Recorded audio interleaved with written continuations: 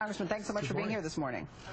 Happy to be with you. Good morning to you. So let's start with the news that Israel has launched airstrikes in Syria. What are you hearing about this, including what a possible target might be?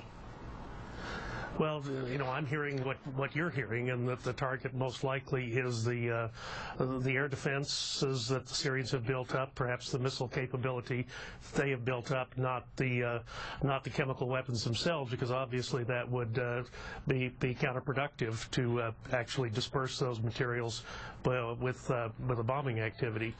But there has been some concern that even the ability of, if the United States did want to enforce a no-fly zone, which I don't think is a good idea, but if they did, the Syrian air defenses have become much more robust since 2007 when Israel did strike that nuclear facility.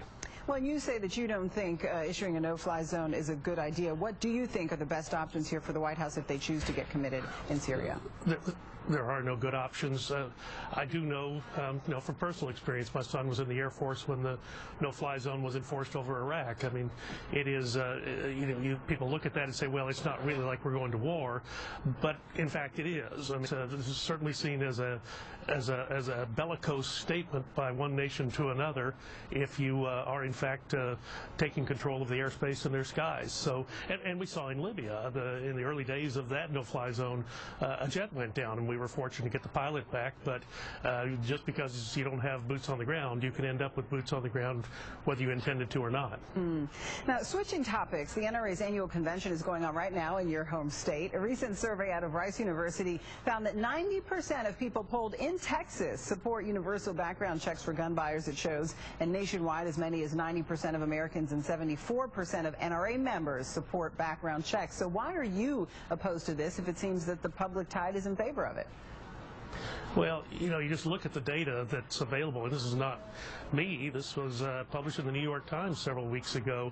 People that actually lie, affirmatively lie, on their background check, the actual prosecutions of those, when the Department of Justice knows about that, the number of prosecutions is down to like a fraction of 1%. So, look, before we make it more difficult for every law-abiding citizen in this country to exercise their constitutional rights, maybe we ought to enforce the laws that are already there. And you look at some of the most recent notorious tragedies that have occurred in this country, and I find it hard to believe that putting additional restrictions on law-abiding citizens would have prevented any of that. But now, one thing that everybody can agree on is that common sense measures need to be taken. You hear that from the NRA all the time. But if background checks, simply confirming that people are who they say they are, is not a common sense measure, then what is?